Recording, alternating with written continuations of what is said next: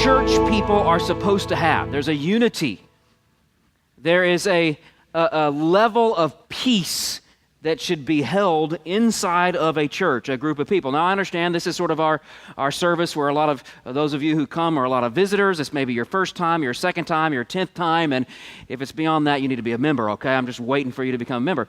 But this is for a church. He's speaking of a church, but it does hold promises for those of you who may not be a believer. You may be learning about salvation, or you may not be part of a church. This helps you understand the kind of joy, the kind of peace and harmony that God has designed for those of us who are part of church together. Paul is writing to the people of Philippians. He has given them the idea of unity. He gives them the motives for their unity. That's verse 1 of chapter 2. He shows them this is why, if you've had any kind of comfort or love or strength, if you've had this, if you've enjoyed that from God, offer that, pursue these things, complete my joy, he says in verse 2, by being of one mind. So this gives us, in verses 2, 3, and 4, gives us the means to unity. What do? We be of one same mind. We do this. And now Paul moves to the model of unity, and that, of course, is Jesus Christ. No one is as selfless or humble as Jesus Christ. And he pictures for us the kind of attitude, the kind of demeanor and character that we should have if we're going to make this fight for unity. So let's read these verses 5 through 8, and then we'll study them today. Verse 5, just follow along as I read aloud Philippians chapter 2. Have this mind among yourselves, which is yours in Christ Jesus, who, though he was in the form of God, did not count equality with God a thing to be grasped, but he emptied himself by taking the form of a servant, being born in the likeness of men, and being found in human form, he humbled himself by becoming obedient to the point of death, even death on a cross. My prayer is that the Lord would bless the reading of his word. After I had pastored my very first church for a number of years, I got a call from my dad. At that time, he was a pastor in Oklahoma City. And my church was in Indiana. He was in Oklahoma City, and he wanted me to come down and work with him. And of course, this was the church that, sort of my formative years, I had lived there for 8 or 9 years before going off to college and seminary.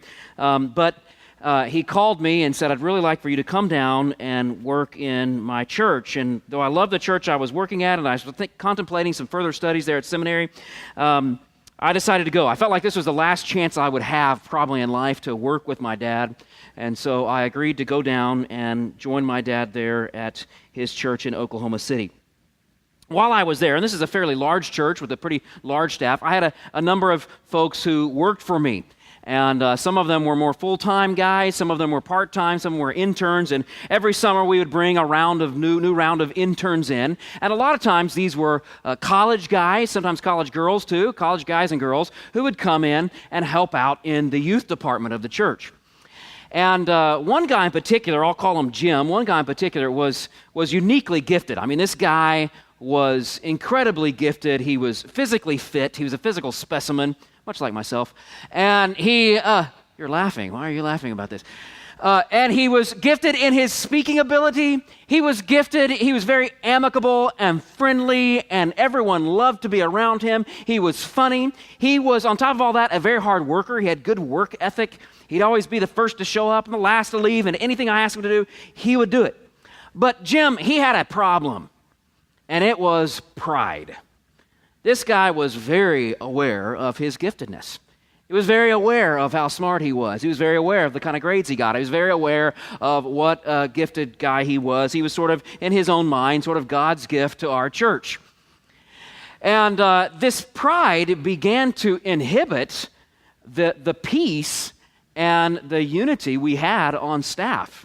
It seemed like any meeting we'd have and we're making a decision, it was kind of like Jim's way or the highway. I mean, he just sort of proposed himself as someone who knew everything, and all of us were sort of dummies who, if we didn't come along and agreed with him and did what he wanted, then we were all sort of sitting in backseat, and we don't understand, and he had this experience and that experience and this training and that training, and he just felt like he knew it all.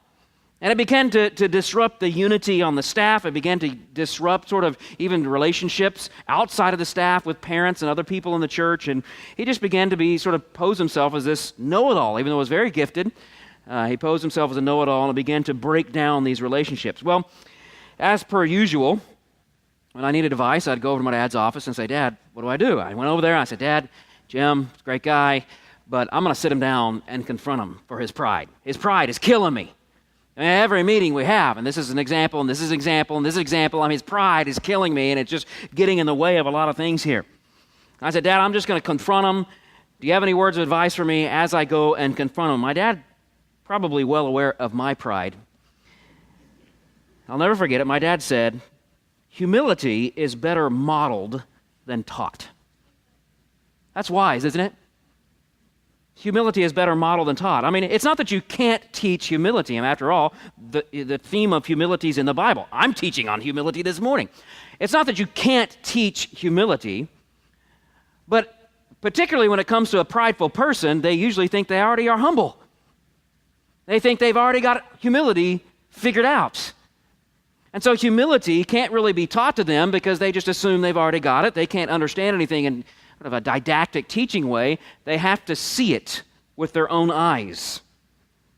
Well, I began to do my best, and this has great dividends. When you begin to try to model humility, it has great dividends. I began to work on my own humility. I began to think at every situation, every context, how do I prefer one another? How do I let them be more significant than me? How do I let their preferences and opinions dominate mine? How do I act in humility towards other folks? And it began to bear itself in my life, and I began to grow in great strides in terms of humility, at least at that point in my life. Hopefully I've not backtracked. Well, over time, Jim began to change. He began to take the same approach in meetings. He began to be the humblest guy in all the meetings. In fact, not only that, he graduated, went on to pastor a church. He now is pastoring in Colorado. And about once a month, he calls me and asks for advice. How do I do this? And what's going on here? And he's just one of the most humble guys I've ever met. And so this bears this idea out that humility is indeed better modeled than taught. Now, this is precisely the blessing of this passage today. This is the blessing about the greatest driving character trait that we can achieve in our Christian walk. The most unifying characteristic that we can achieve in Christianity is this characteristic of humility. Because we have some instruction there, the first few verses, and then we don't just have instruction, we have a model. And it is the greatest model of humility that there ever has been, that is Jesus Christ himself. We don't just have a bunch of instruction, we have an example. Jesus himself, the astonishing, beautiful, perfect, full model of someone who humbled himself for the sake of unifying his people and God. This is Jesus Christ, and this is the model that we should pursue. Now, in front of us today, this passage, the first few verses, the ones that I read, and all the way down to verse 11, many people think this was a hymn. Some of your translations even show that. You see your text there is kind of indented, and there's some sort of spacing there, and you realize this is a song or a hymn or something's going on here that looks like a song, and that's precisely what a number of people believe it is. Perhaps it is one of the earliest hymns they ever sang. And under the inspiration of the Spirit, Paul included this truth, this hymn, and it became inspired words. We don't know for sure if it's a hymn or not, but these are things that people would have understood. And this hymn here is one of the most Christological, can I use that word, passages. It deals with who Christ is, his nature, what he's come to do, his humanity, his deity. This is one of the most Christological, if not the most Christological passages in all of the Bible, save maybe Colossians 1 and 2. This is a very important passage, theologically speaking. But you need to understand something. It is not first and foremost theological. This passage is first and foremost ethical. This is a model for us to achieve. If any man would come after me, he must deny himself, take up his cross, and follow me. That's what Jesus said. It's what it means to be a Christian, a disciple of Jesus, is to look at his life and live as he lived. And so this is an ethical passage first and foremost. Now, we're going to spend, after this week, a couple weeks more in this section because it is very important for us to understand who Christ is, his nature, his deity, his humanity. But today we're going to look at this ethical, this model of humility and unity, and we need to do likewise, all right? Well, since Jesus is the ultimate model of humility, we're just going to break down the passage here. In fact, you're going to notice that the points that I've made are almost identical to the points that Paul makes in this little hymn here. I'm just basically restating the hymn here. We're just going to look at Jesus. We're going to observe Jesus as he took these steps downward and downward and downward and downward, all the way to the point where he puts himself below us, to the point of death. And he dies for a bunch of sinners. We're going to watch this downward movement, and as we look at that, what Paul wanted us to do is to be invigorated, to be motivated, to take downward steps ourselves in our fight for unity with one another, all right? So, let's endeavor to do this. I'm going to give you the outline, but the outline, like I said, is just almost word for word what the passage is. So you can take notes or you can just look at the scripture. We're just going to let it fall from the passage as we look at it. Number one, he had told us to have this mind, this attitude, this demeanor, which is in Christ Jesus. Verse 6, though he was in the form of God. So number one, he existed in the form of God. So this is the starting point. Where was Christ before he was incarnated and came to this earth? Where was Jesus before he became man? He existed in the form of God. This is the starting point of your understanding of Jesus, his nature. The word form there is not, sometimes we use the word form. We can use, in fact, it's true in the Greek and in the English, but we can use the word form in different ways. This word form in the Greek doesn't mean just some sort of clothing or cloak that he put on. It means his essence, his nature, the ultimate reality for who he is. We'll get to this a little more next week. This is the substance. He is substantively God. He wasn't just pretending to be God. And I know that in the English it sort of sounds like that. He's in the form, and then he took another form, and he took another form. That's not what it's saying. He's saying he had the same nature, the same substance. He is the essence of God himself. This is why Jesus, when he came to earth, said to the people, if you've seen me, you've seen the Father. For I and the Father are one. And it's why Jesus would go about his life here on earth and willingly accept the worship of people. It was very clear in the Old Testament among Jewish people, they are to worship one God and one God only. Deuteronomy 6, the Shema, right? Hear, O Israel. They knew they're supposed to worship one God, and Jesus came to the earth and accepted this worship. This is probably the most damning truth for people who do not believe Jesus claimed to be God. Because nobody, no matter how good or smart they are, nobody receives worship as God and says nothing about it. Jesus received the worship of man, and he did not prevent it. In fact, he encouraged it. People fell at his feet and worshiped, and sometimes people went, we ought to do this, we ought to do that. No, what she has done, what he has done is a good thing. Jesus received the worship of man because he is essentially, substantively, at his very nature, God. He deserves worship as God. He existed in the form of God. That's why he forgave sin. We'll get to this much more next week, but we need to understand that Jesus, this phrase here, Jesus existing in the form of God, means Jesus exists as the essence of God, the ultimate substance of God. Now get this in your mind here. Like I said, Jesus is not merely some sort of divine apparition, some sort of manifestation of divine nature. No, this is God with us. Jesus says it says in Colossians 1 and John chapter 1 that Jesus always, eternally exists as God. So he was right there at the beginning, right? Jesus was at the beginning with God, doing as God and the Spirit, creating. That's why it says there in Genesis, let us create man in our own image. And when you break down this idea of creation, there is Jesus creating as God. He is the creator, as God is the creator. He is there creating everything, and you start to get the idea, get the notion, because they started out by creating day and night, time, that Jesus existed eternally above time, beyond time.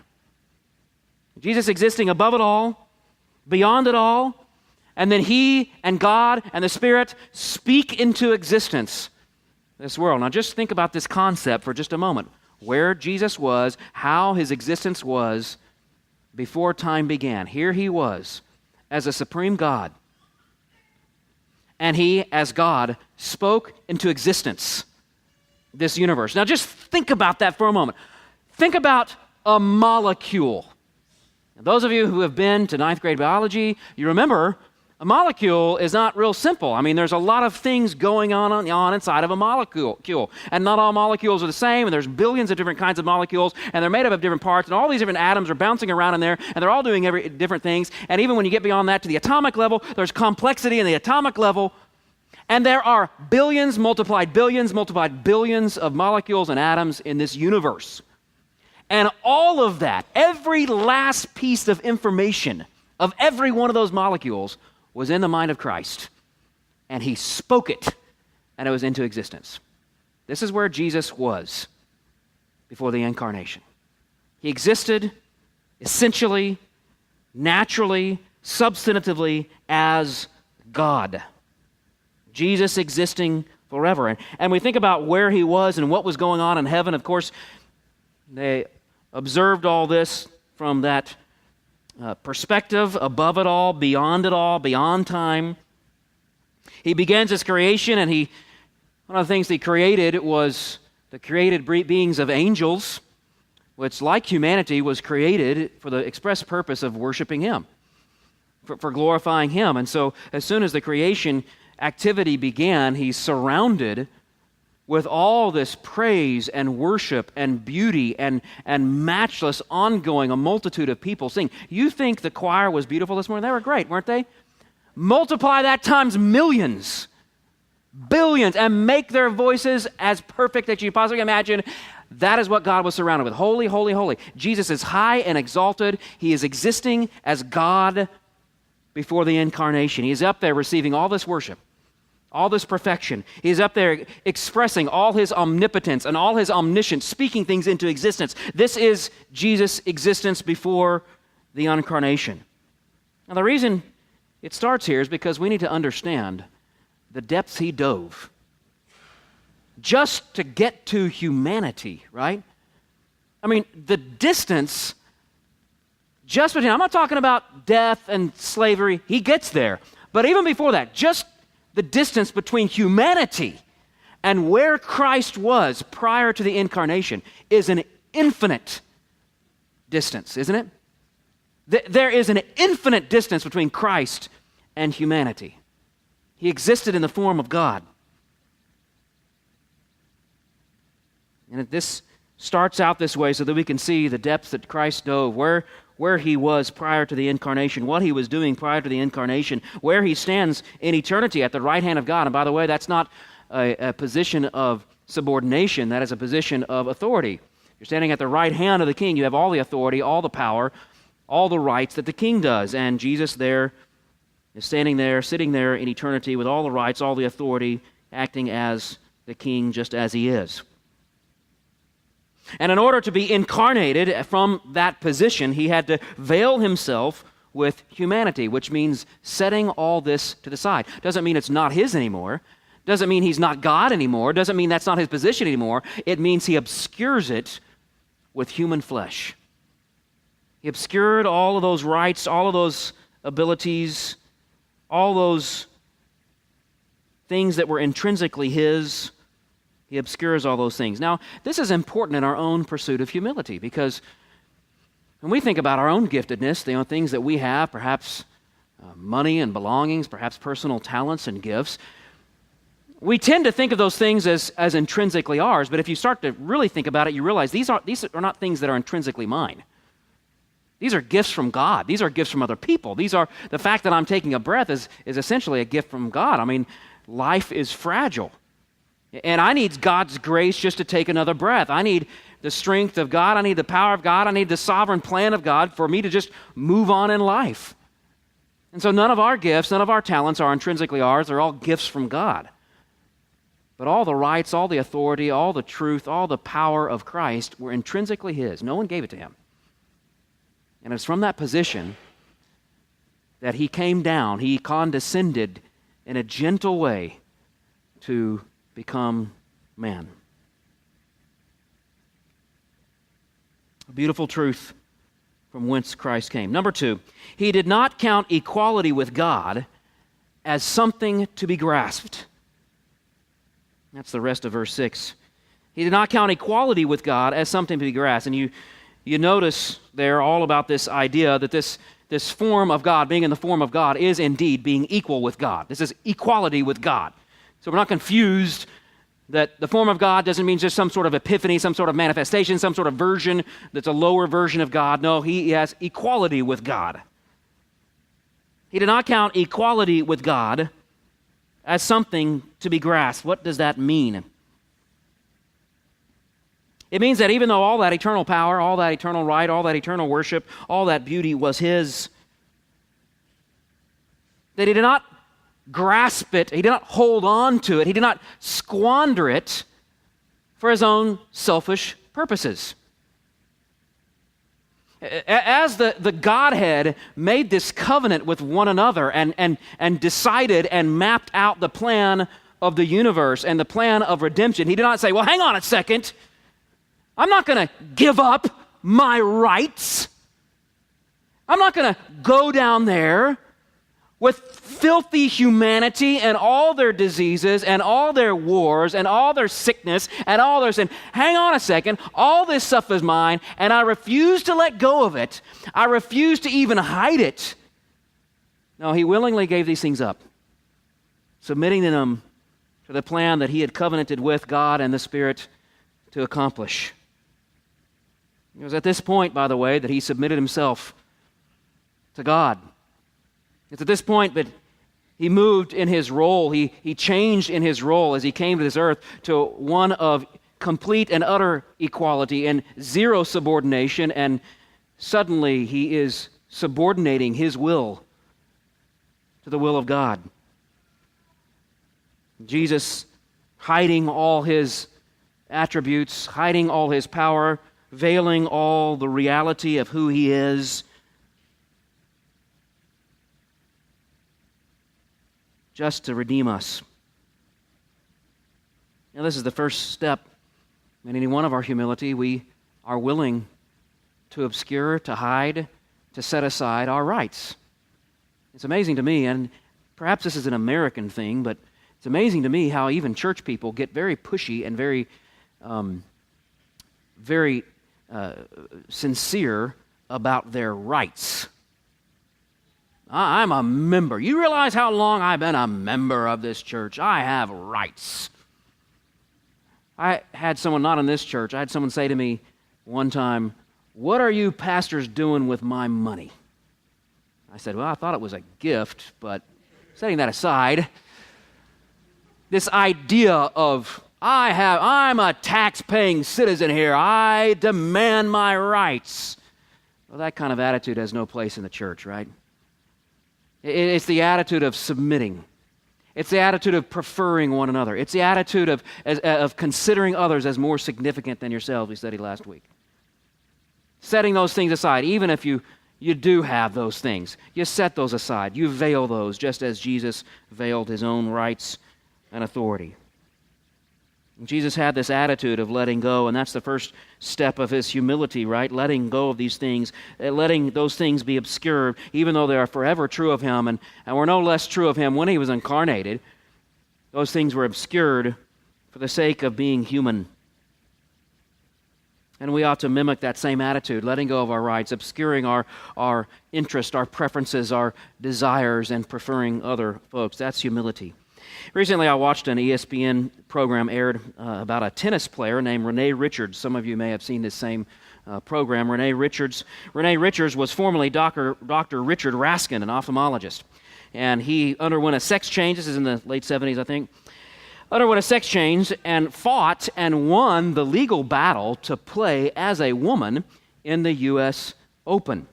Now, I was just a wee child in those days, so I don't remember. Maybe some of you were around and remember this going on, but he fought and won this legal play. He didn't go very far in the brackets, but he did fight and win the battle to play as a woman in the U.S. Open. Now, as they put this story together, what you realize is a very tragic story. I mean, this fellow was very, very confused from the beginning. I mean, he had problems with his own parents, and there was abuse, and there was problems going on there. There was sexual confusion. As an adult, he got mixed up in a very strange crowd of people, got into abusive relationships. Not to mention, in that day, there was a different kind of homophobia, right? There was all kinds of attitudes and thoughts towards homosexuals that were probably not even a Christian attitude towards people. Regardless of his own sin, regardless of the issues he was going through, you do sort of have sympathy towards a guy like this. Watching this, and I started feeling a sense of, boy, this guy has really messed his life up, and even if it's his fault, you sort of sympathize and say, man, this is a tragedy. This thing happens all the time, and you sort of still feel sorry for him. But the thing that got under my skin and was his and subsequently ESPN's attitude about the whole thing. This is the refrain that you keep on hearing through the whole thing. She had to be true to herself. She had to be true to herself. As this is the highest morality that man can observe, is to be true to themselves. And they began to ask him, what about your son? You have a child. And he said, well, I knew that coming out of the closet, divorcing my wife, and having a sex change would ruin my son's life. But I had to be true to myself. And of course, we're supposed to all applaud. You're true to yourself. And sure enough, they interviewed the son. The son is in his upper 30s, has never been able to carry a job, and he's hooked on drugs and just goes from one problem to the other. And he actually says, yeah, it's because I experienced all this stuff and this bizarre rearing as my dad changed sexes and went from partner to partner to partner, and yes, it just completely messed my mind up and messed my thoughts up, and I've never been able to recover from this. And they even pushed. They said, would you ever apologize to your son? Would you ever say you're sorry? No, I had to be true to myself. Later on in the interview, they said, you fought this legal battle to play in the U.S. Open. Do you have any regrets? He said, oh yeah, I regret that. He said, it actually corrupts the sport. They shouldn't do that. They shouldn't allow that. I should have lost that court battle, and I should not have been allowed to play. Well, do you regret then? I regret that that's happened to the sport, but I don't have any personal regrets, he said, because I had to be true to myself. So here is this upside-down, bizarre morality that self and pursuing pleasures of yourself is higher than anything. It's higher than destroying the life of your children. It's higher than a sport and corrupting sport. It's higher than many other people's lives. It's the highest morality in today's world, right? Is to be true to your own desires and pleasures. Be true to yourself. This bizarre thinking. Well, this is the opposite. I'm sure glad Jesus didn't say that when he came to this earth. I had to be true to myself. Zap, you're dead. Zap, you're dead. Pharisees, stab my finger, earth opens up, you all fall in and die. I'm glad Jesus didn't say that. I'm glad he came to seek and save that which is lost.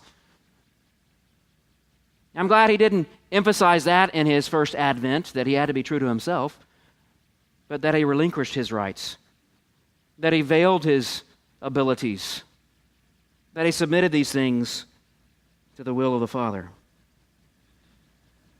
That's the attitude of humility. That's the attitude that we ought to have as well. Next step, number 3, he made himself nothing, taking on the form of a servant. It says he emptied himself there in verse 7, and we'll go to a little more of that, what that means next time, but just think of the attitude there. He emptied himself. Would anybody ever say that of you? I'd ask myself that question, right? John, would anybody say that of you, that he empties himself for the sake of others? that he sets aside any of his interests. He just divulges all his rights, his abilities, his efforts for someone else. He emptied himself, he says, and he made himself nothing, taking on the form of a servant. Now, humanly speaking, Jesus did not arrive in style. He did not arrive on this earth with any position, any title, any merit, any authority. It says something about Christ's humility that people constantly misunderstanding that he was not God. People watched him perform thousands of miracles, forgive sin, heal people, act perfect, and still people said, "This is that carpenter that we knew in Nazareth." But it goes even further, and that's what this phrase realized, that it goes even further than him just becoming a human. It says he made himself nothing. So he goes to zero, and then he goes to the negatives, taking on the form of a servant, and the word there is doulos, slave. Well, again, one of those translation quirks. We get used to seeing something translated a certain way, and we assume that that's right. The word there is doulos. There were words for servant. That's not what's used here. What's used here is bondslave. He didn't just become a nothing, he became a negative. He went below nothing.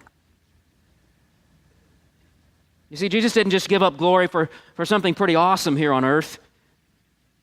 He didn't even give up glory for just being a nobody here on earth. He gave up glory to become a servant, to be degraded, to be treated poorly, to have no ownership of anything, to have no place to lay his head. That's what Jesus became on this earth.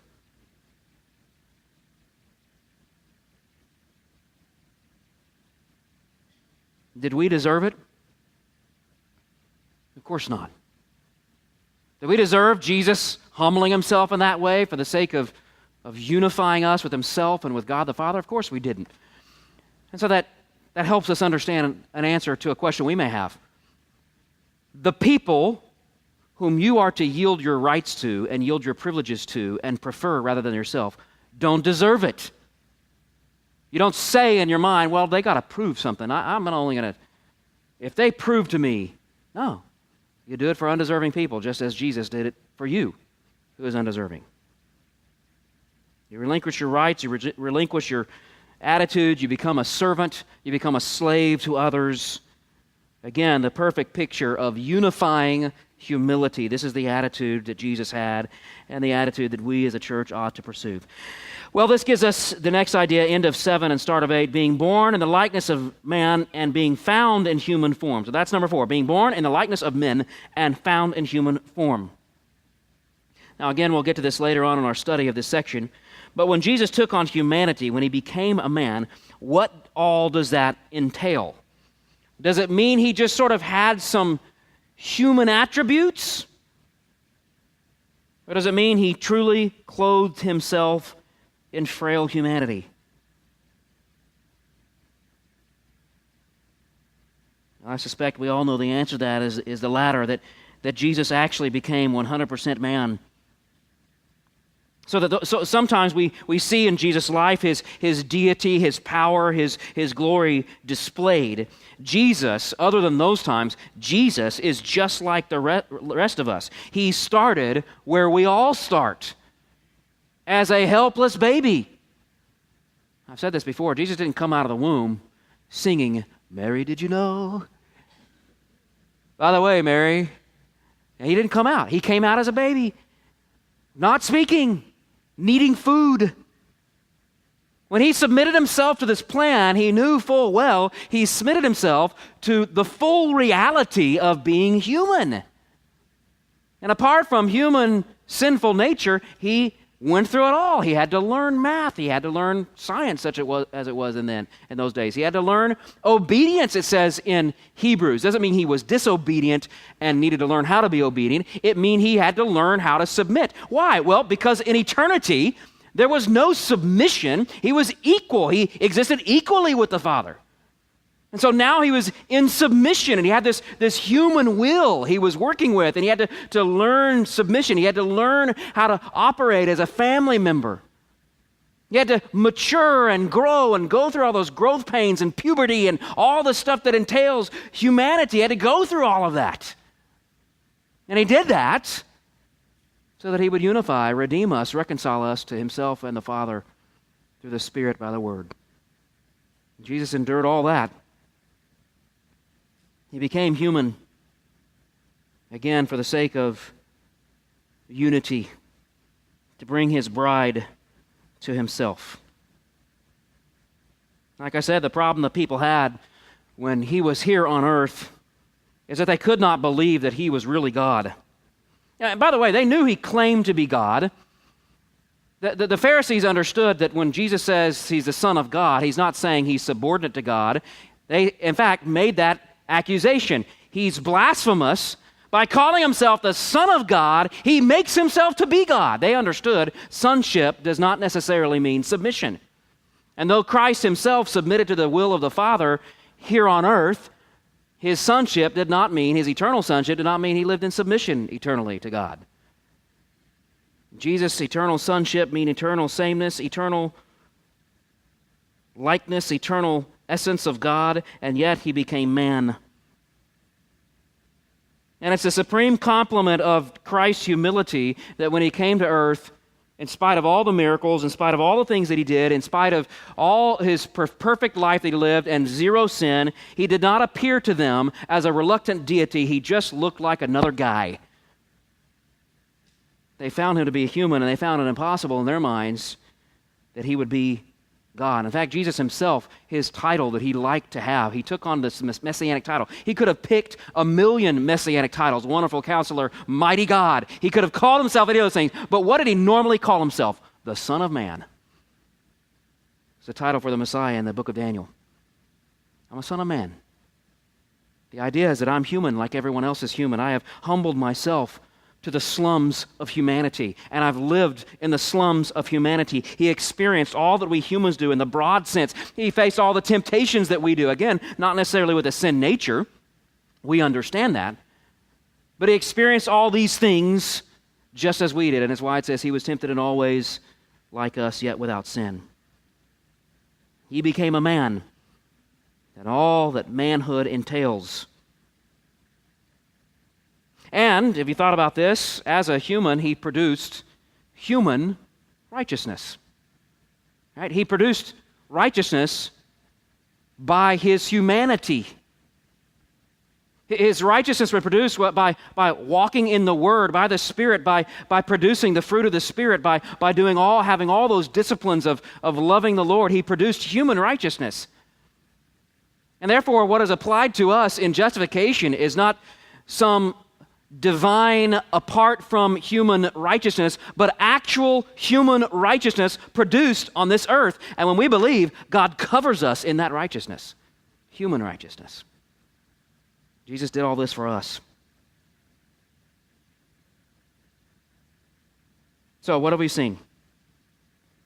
Though he was in the form of God, he did not count equality with God as something to be grasped, but emptied himself by taking the form of a servant, being born in the likeness of men. Verse 8, and being found in human form, last part, verse 8, gives us the final step downward. He humbled himself by being obedient to death, even death on the cross. He humbled himself by being obedient to death, even death on the cross. Now, I want you to see three things. Just put these in your mind and we'll be finished. One thing he did is that he died. Just like humans do. Right?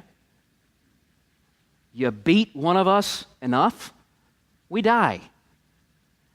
You tear the skin from our bodies, we die. You hang us on a cross, we die. Humans die. It's a part of the human experience, is to die. And Jesus experienced death. Jesus, like any human, experienced death. He experiences all the things that we as humans face, even death.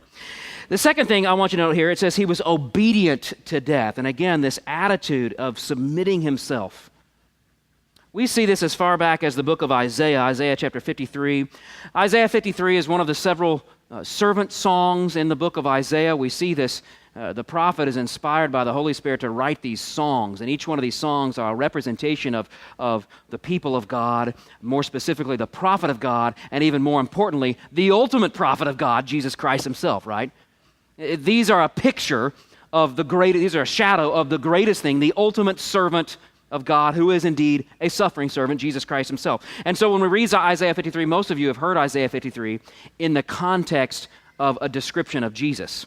Most of us don't think of it in terms of the Jewish context and what was going on with Isaiah. Most of us read Isaiah 53 and we think of Jesus Christ. And for good reason. This is the ultimate picture, right?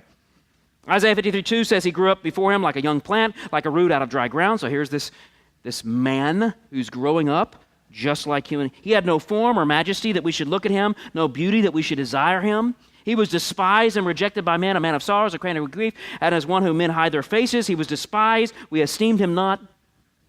But verse 5 of Isaiah, he was pierced for our transgressions.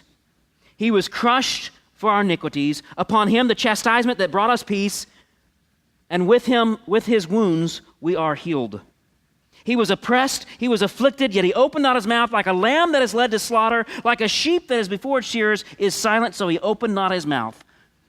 Yet it was the will of the Lord to crush him. He, meaning God, has put him, meaning Jesus, he has put him to grief. And so we see this act of coming to this earth and being submissive and silent. He has accepted the will of the Father, the covenant will from before time began. That the Trinity covenanted that he would come and he would present himself in a silent way, an obedient way, as a willing sacrifice. This is the obedience of Jesus. Jesus did not kick against the spurs of God's will. Though he did indeed have a human will, he was a bi-willed being, he had a human will, he also had a divine will, and he submitted himself to the divine will of God. He submitted himself to the divine will of God. He came to die and die for us. His ultimate act of humility was to be the ransom, to be the sacrifice, to be the one crucified for us, to receive the righteous indignation of a holy God against our sin. And he would do this silently, hung on the cross. Well, that brings up the third point, and we'll finish here. He didn't just die, he died on the cross. This is not just a death or any kind of death. This is a grueling, horrible, shameful, painful death. To my knowledge, there has never been a more cruel instrument of death than the cross. Perhaps there are things that rival the cross, but this is a torture device. This was contrived to get someone very close to death, as close as they possibly could to death without killing them, and then keeping them alive, sometimes for days, hanging on the cross, drowning in their own fluids. This was the idea of a cross, very similar to the idea of the flogging that he received, right? The idea was to remove the skin from his body, except for the skin that holds his entrails in, so that he stays alive and can suffer. This is what Jesus underwent. All of that for undeserving sinners. All of that to reconcile us to God. All of that to unify us. That was the purpose of his humility, to reconcile us with God. Well, what an amazing example, right? What a shocking example of true, genuine humility. Someone who truly fought for unity by being humble. Paul is telling us that when it comes to the kind of humility that we should pursue, the kind of humility that would bring us together, that would truly unite a church, there is no better example than the model of Jesus Christ himself. Let's look to him for inspiration and for humility.